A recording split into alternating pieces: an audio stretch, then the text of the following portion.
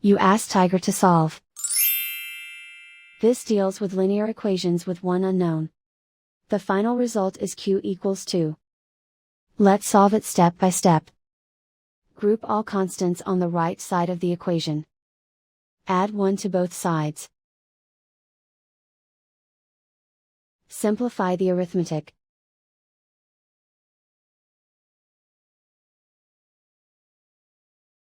Isolate the q. Divide both sides by 2. Simplify the fraction. Find the greatest common factor of the numerator and denominator. Factor out and cancel the greatest common factor.